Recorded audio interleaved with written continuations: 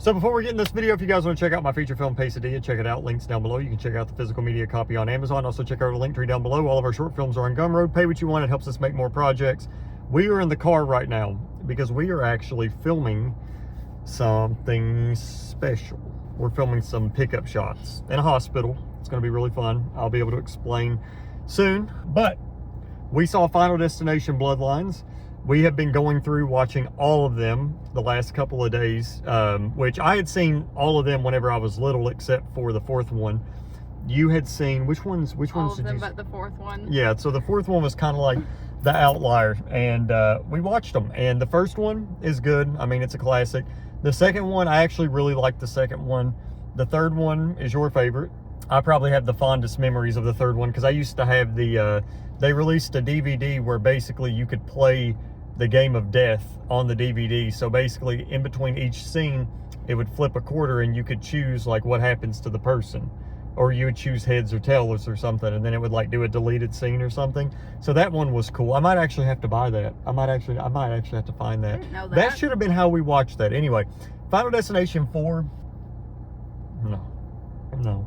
And Final Destination 5, I actually really liked Final Destination 5. I liked it. I thought it was good. Now we're talking about Final Destination Bloodlines, which is the newest Final Destination film. And my wife was actually asking me throughout the film, she asked, is that Carol from The Walking Dead? And the thing about Final Destination is you don't have to hire big name actors for stuff like that. Like Friday the 13th, Nightmare on Elm Street, any of the slasher films, anything that sort of has that presence there that is drawing people to the theater, you don't have to, you know, have really well-known actors. So I was like, that's definitely not, what's her name? Melissa McBride? I really don't know. Gosh, what if that's not her name and I just like was completely off? But okay, yeah. To be fair, all I saw was that and I was like, maybe. Surely this would have to be a big name, but I guess no. And that's okay. Anyway, no, I'm joking. But it wasn't. It wasn't. So Final Destination Bloodlines, it starts in, it's in the 60s, I'm pretty sure. It's like 1960 something. And it's on this restaurant. You tired? There is a restaurant that's up and it looks kind of like the Space Needle. And this woman has a premonition that, well, you know what happens in Final Destination. There's like a, you know, but the interesting thing about this is you have that, and then it fast forwards like 50 years. And then you get to see the repercussions of that because it happens and it stays in the family. Now, there are I don't want to spoil anything because there's a few twists in this, like whether or not it's a kill that you think is going to happen. Something very interesting with Tony Todd, rest in peace. I believe this was his final film role, not his final role, but his final film role. And yeah, so basically it's a family dealing with this. I wonder what they'll do for the next one. I actually saw somewhere where somebody had like this really cool pitch and it's been like gaining traction. It's like a whole town that is going through it. I have no idea. They could technically do anything. I'm going to say, pretty cool. No, it would be. I can just cut. Oh, you're going to cut whatever I say out? No, I just mean like if there's any pauses.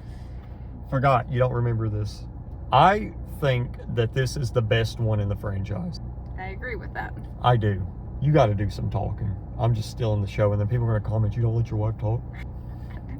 You know more about what to say than I do. All I'm going to say is that was a good movie, and that's as far as... To be fair, she is kind of stuck with me to do this because we're going to get home late, and I want to go ahead and get my video out. Yeah, this wasn't planned. That's okay. Yeah, so... But, hey, you know what? Oh, well. But it's the best one. I think the kills were the best. I think the opening sequence was really, really good. Oh, it was so good. So good. That f***ing penny. I know. That penny. 1 penny. No wonder. They should be outlawed. Yeah.